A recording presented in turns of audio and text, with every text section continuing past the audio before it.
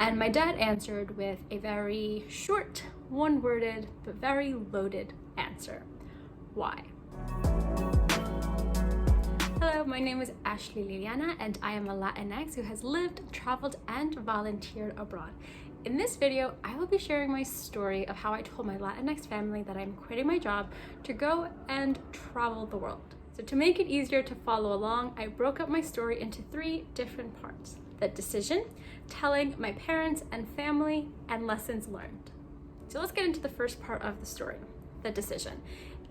It was the summer of 2018, and I was 25 years old working at a nonprofit in New York City. And by, I think, anyone's standards, on paper, I was living the New York City dream. I had a job in the city, I had my friends in the city, I had great coworkers, and I was living that New York City life. But as time gone on, I was increasingly becoming unhappy at work. It was a combination of just stress and long hours and questioning if I was truly fulfilled in my job, if this is the work that I wanted to do for the rest of my life. So around the same time that I am, researching, I was at this point in my life where I was craving being just closer to my roots. I am first generation American, but my mother was born in Colombia and my dad was born in Ecuador, and they both came to the United States when they were younger. My mom was 9 and my dad was 11 or 12 when they came to this country. Anyone who grows up in a Latinx family, in an immigrant family, I think there's always this struggle of identity and, belonging neither here nor there. And I was craving, especially for some reason that summer, just being closer, getting in touch with my roots, being very proud of where I came from, just craving to be kind of in that area of the world. So I decided South America it is. Now there are many organizations, programs, there's a lot out there. And so I was just trying to look what was best for me and what I would be comfortable, because I am moving abroad and that it's still a scary idea what I would feel comfortable with, with moving. And so I heard about CIEE through a friend of a friend years ago. And in my research, they, came up a few times and they had a program in Santiago de Chile. And something in me just said, this is the place. It was in South America, and even though I'm not Chilean, it was a new country, a new experience, but it was still in that part of the world that I was craving so desperately to kind of just be in at this point in my life. Without talking to anyone and asking for any opinions or advice from any friends or family, at the end of August of 2018, I decided that I am moving to Santiago de Chile. Now, that was the easy part of this entire decision, and probably the easiest part of the story is just deciding to go. So now part 2 of the story, which is telling my parents and my family of my decision to quit my job and move abroad. So if you're watching this, you know that telling your Latinx family that you're about to quit your job to go travel is not going to be an easy task, and it definitely wasn't. So I decided that I was going to tell my mom first. I was in the application process, or I was writing, answering all the questions, getting my resume in order, and I decided that I would tell my mom. She shares my love of travel, and so I figured she would understand where I'm coming from, and it would just be easier to tell my mom my decision. I don't exactly remember the day or what I specifically said to my mom, but I remember that, I told my mom that I am quitting my job, that I'm going to be talking to my boss relatively soon, and I am going to move early next year, which is 2019. She took it, for the most part, she took it very well. She said, I understand and I support your decision and what you're trying to do, which, like, in that moment, it was music to my ears. I was extremely happy that she had felt that way. But I think in, true Latinx mom fashion, she quickly said, and if you don't like it, you can always come back go to grad school. At least you have, your degree, so, it's okay, like you're good. And I think that was her way of rationalizing kind of this curveball that I had just thrown at her. Because she just didn't leave it at, I support you. She brought in all these like other factors and these other plans just in case it didn't go as planned, my decision to move abroad. I know on the surface it might seem like a very innocent comment to make, but as any Latinx person, might know, or, anyone who comes from an immigrant family,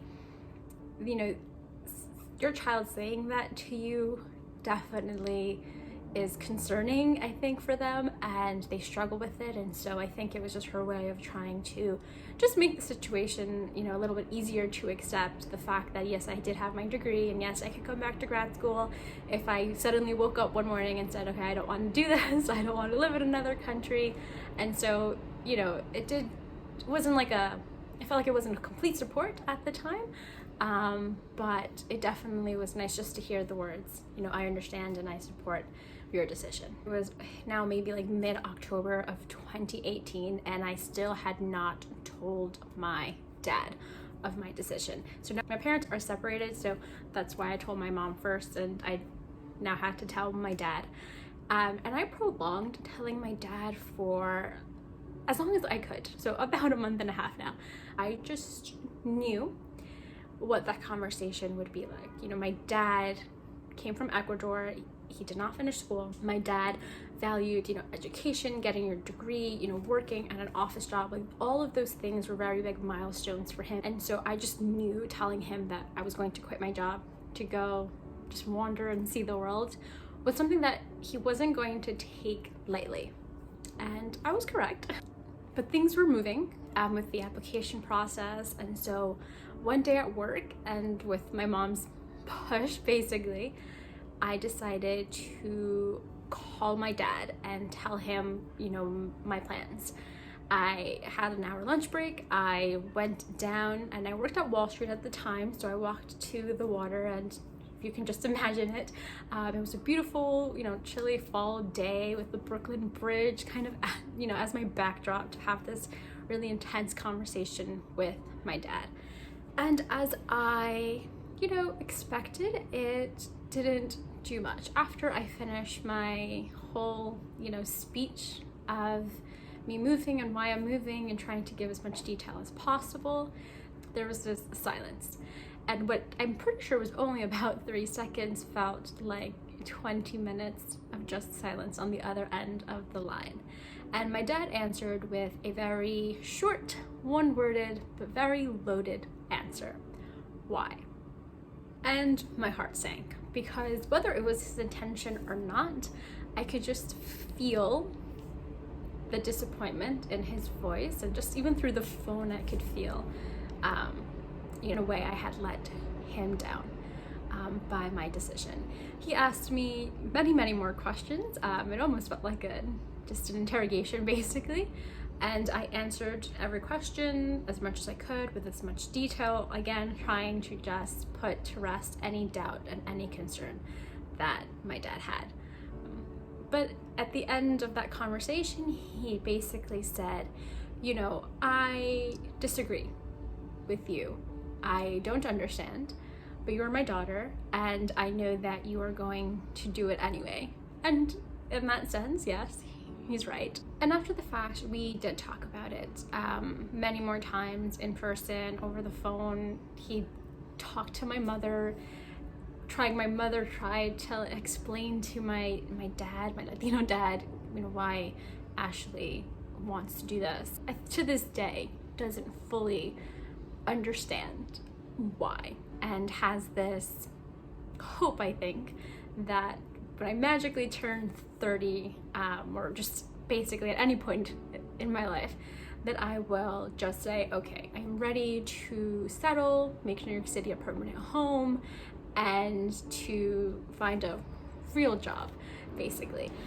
And after I told my dad, I started telling other members of my family, my aunt and my uncles, my cousins. I didn't make a whole big family reunion. We did mention it at to my more extended family and one of those, but I just kind of took it as a case-by-case basis. And when you're telling your Latinx family that you're going to quit your job to go travel,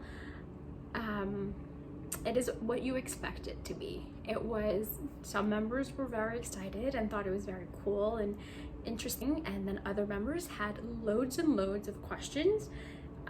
Again, I was being like interrogated. They wanted to know every single detail, financial, safety, living, housing, things that I didn't even have the answers to. I would try to come up with to give them some peace of mind.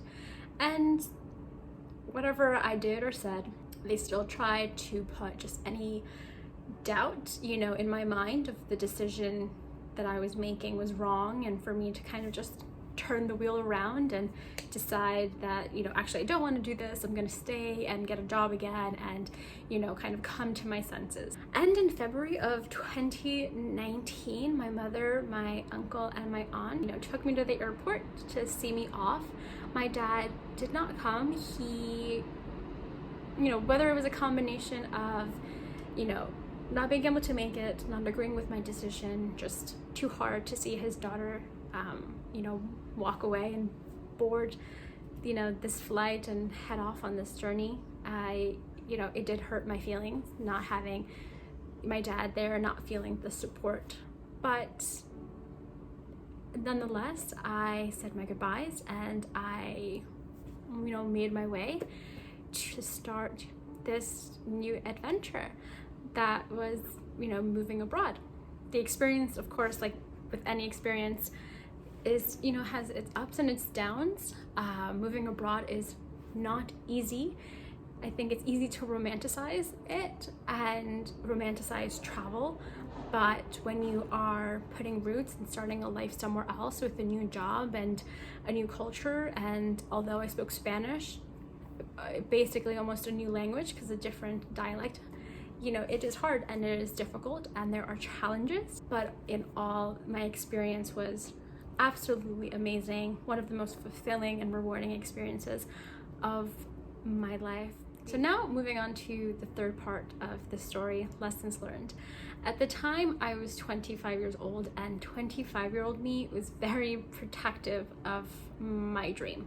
I was very defensive when, anybody in my family asked, questions, question, why I'm doing this, send any information that was not supportive of that dream. I, would anger and get very frustrated easily. 27-year-old me, and as I look back at that period of my life and telling my family, my plans and what I was going to do, I understand that their concerns and, how they approached the situation and their reaction was more than just, what's best for their daughter, what's best for their children.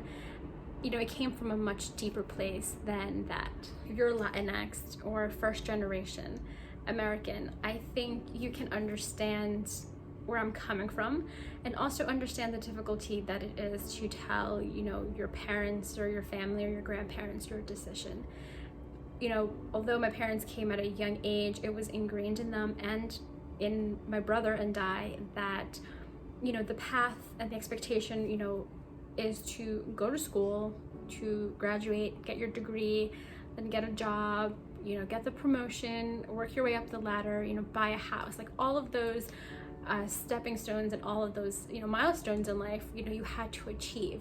That was kind of the American dream. As their firstborn, I definitely felt that pressure of meeting all of those expectations and doing, what was expected of me. My parents and my grandparents had sacrificed so much to come here. My parents did not have the opportunity to finish university and get their degree. They worked in the food industry, and they still to this day work in the food industry, and worked their way up to be, managers, but had capped at those positions because of racism, sexism, a lack of education, a language barrier, so many factors. And, here I am, their daughter who was born in this country, has the opportunity, has the degree, can get a job anywhere was basically saying to them, you know,